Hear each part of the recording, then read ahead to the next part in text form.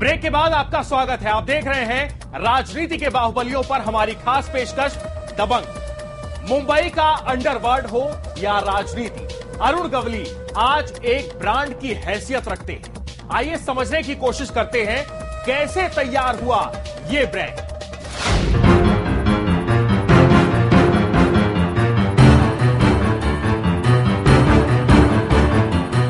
मुंबई के मिल क्षेत्र यानी कि मध्य मुंबई में मजदूरों की आपसी राजनीति और यूनियनों के टकरावों के बीच पला बढ़ा अरुण गवली असल में अपराधी तब बना जब उसके पिता गुलाब गवली पर स्थानीय गुंडों ने ढेरों जुल्म ढाए और ऐसे वक्त में पुलिस से भी उसे कोई मदद नहीं मिली।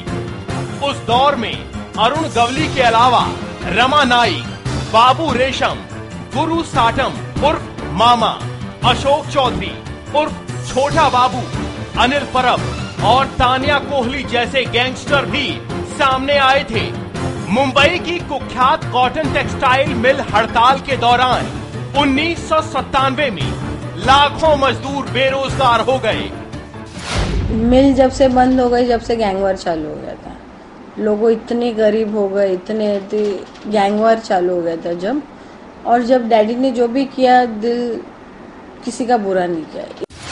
दरअसल इसी हड़ताल ने गवली को अपराध की दुनिया में पांव जमाने में मदद की। इसी समय अंडरवर्ल्ड में भी घमासान मचा हुआ था।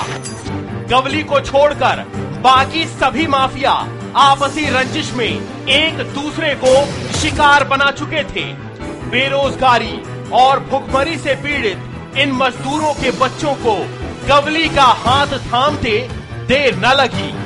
दगड़ी चौल और आसपास के मिल क्षेत्र में जितने संगठित अपराधी गिरोह थे वो मूल रूप से डी कंपनी से ही जुड़े थे, लेकिन आपसी झगड़ों के बाद इनमें विभाजन हो गया। किसी समय भाईखला, महालक्ष्मी, अग्रीपाड़ा, परेल, नायगांव, चिंचपोकली क्षेत्र में छुट भैया अपराधी रहा अरुण गवली। बाद में दाऊद का सबसे बड़ा दुश्मन बनकर उभरा और उसके गिरोह का विस्तार भी सिर्फ मध्य मुंबई न रहकर पूरे महाराष्ट्र में फैल गया। मुंबई के कुछ भागों में उसके कहे शब्द ही कानून है। महेश ढोलकिया और अरविंद ढोलकिया दो भाई थे जिनका होटल सीजर पैलेस भी था और यहाँ एक इलोरा गेस्ट हाउस था, खेतवाड़ी 10वीं गली में। महेश ढोलकिया का मर्डर करने के बाद ये लाइमलाइट में आ गया और पूरी गैंग इसके नक्शे कदम पे चलने लगी, इसके पीछे पीछे चलने लगी और इसका पूरा हुक्म चलने लगा। ये दौर वो दौर था जब दाऊद के साथ में इनका गैंगवार शुरू हुआ। क्रॉम्पटन ग्रीव्स कारखाने में काम करने वाले इस फिटर ने काम करने की कोशिश तो बहुत की, लेकिन वो ज्यादा समय तक धैर्य नहीं रख पाया। जब उसके बड़े भाई पापा गवली को उसी के गिरोह के कुछ लोगों ने मार डाला, इसके बाद तो गवली खुलकर सामने आ गया। गवली ने अपना गिरोह शुरू कर लिया और संपत्ति विवादों व मिलों में मजदूर यूनियनों की राजनीति और फसाद में शामिल हो गया। फंडिंग दो तरह से होती थी। एक तो उस वक्त स्मगलिंग जोरों पर थी, चांदी दमन जाती थी और दमन से सोना बम्बई लाया जाता था। एक तो फंडिंग का वो तरीका था और दूसरा हफ्ता वसूली थी। 1990 के दशक में तो वो लंबे समय तक जेलों में रहा। उस पर टाडा के तहत भी मामले बने और 4 साल की सजा अदालत ने सुना दी। उसे मुंबई की जेलों में रखा गया। अरुण गवली पर 45 के करीब आपराधिक मामले दर्ज हो चुके हैं, जिसमें हत्या की कोशिश, अपहरण, जबरन वसूली जैसे गंभीर मामले शामिल हैं। अरुण गवली इनके ऊपर अभी जिस मामले में वो अंदर हैं, अभी उसके ऊपर 2 मामले हैं। एक है जामसंडेकर खून का मामला, दूसरा जो मामला जिसके तहत वो अंदर है वो है एक्सटॉर्शन का। गवली आज तक 15 सालों से ज्यादा समय न्यायिक हिरासत में बिता चुका है। मोबाइल फोन और पुलिस अधिकारियों की मदद से अरुण गवली नासिक, पुणे और औरंगाबाद जेल से अपहरण, जबरन वसूली और हत्या का आपराधिक साम्राज्य बड़ी कुशलता और बेरहमी से चलाता रहा है। इन्हीं जेलों में दूसरे गुटों के अपराधियों और असंतुष्ट नेताओं से मिलकर उसका राजनीतिक दल अखिल भारतीय सेना तैयार हुई थी। जेल भी उसके सुरक्षित अड्डे थे, जहां से अपने प्रतिद्वंदियों दाऊद इब्राहिम और छोटा शकील समेत छोटा राजन के गिरोहों की हरकतों को वो नाकाम बनाता रहा था। राजनीति में प्रवेश करने और महाराष्ट्र विधानसभा में सदस्य बनने के उसके फैसले ने सुनिश्चित किया कि उसे पुलिस अब कभी भी मुठभेड़ में नहीं मार सकेगी। अरुण गवली को राजनीति में आने का फायदा तो मिला, लेकिन इसकी वजह से नई चुनौतियों का सामना भी उसे करना पड़ा, जिसमें कहीं ना कहीं अरुण गवली पिछड़ते नजर आते हैं। 1997 और 2000 के बीच गवली को पुलिस ने राजनीतिक कारणों से ही 15 से ज्यादा मामलों में गिरफ्तार किया, लेकिन उन्हें किसी में भी दोषी साबित नहीं किया जा सका। अरुण गवली को जेल की काली कोठरियों में बंद रखने के पीछे असली मंशा यही है कि उन्हें लगातार अपने मतदाताओं से दूर रखा जा सके, उसे विधान भवन आने का मौका ही ना मिले। शिवसेना इस इलाके में अपनी पैठ बनाने की लगातार कोशिश करती रही है। यही हाल कमोबेश कांग्रेस का भी है, क्योंकि वो चाहती है कि चिंचपोकली विधानसभा सीट पर उनका कब्जा हो जाए।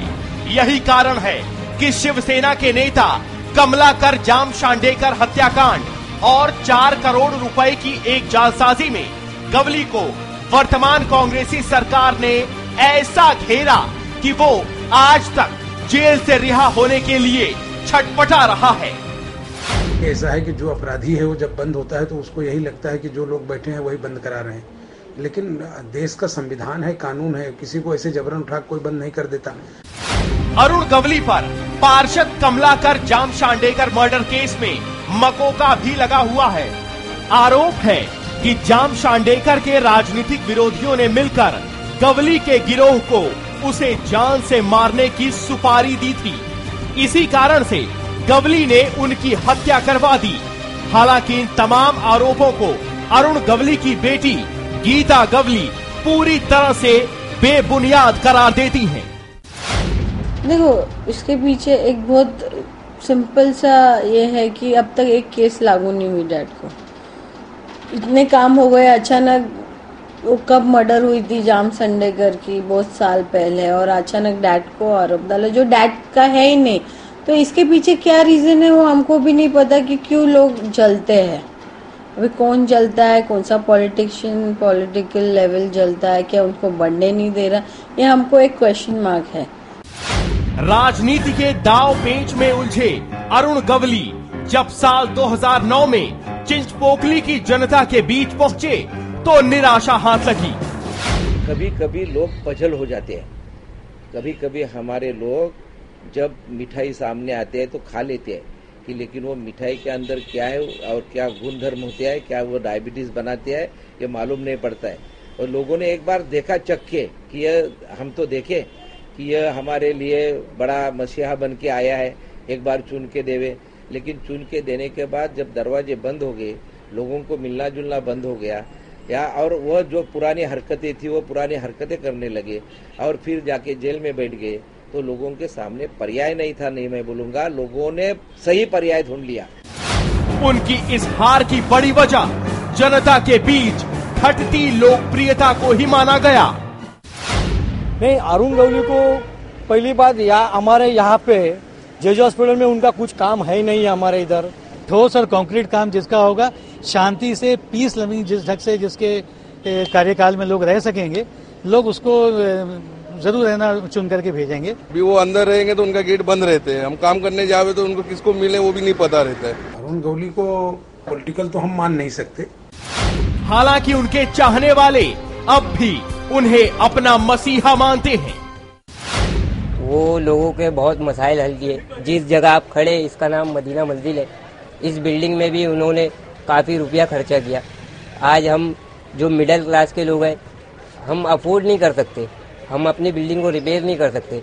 ऐसे टाइम में अरुण गावली जैसा एक शख्स आता है जो हमारी मदद करता है। गावली साहब ने मतलब 5 सालों में इतना करके दिखा दिया पब्लिक को। अरुण गावली के हम लोग इसके लिए पसंद करते हैं कि वो अच्छे काम करते हैं। जो हमारे बिल्डिंग है, अगर बिल्डिंग अगर रिपेयर करते हैं तो उसमें हेल्प करते हैं लोग। अभी वक्त हो चला एक छोटे से ब्रेक का। ब्रेक के बाद दबंग अरुण गावली की राजनीति और राजनीतिक दलों से उसके रिश्तों को समझने की कोशिश करेंगे।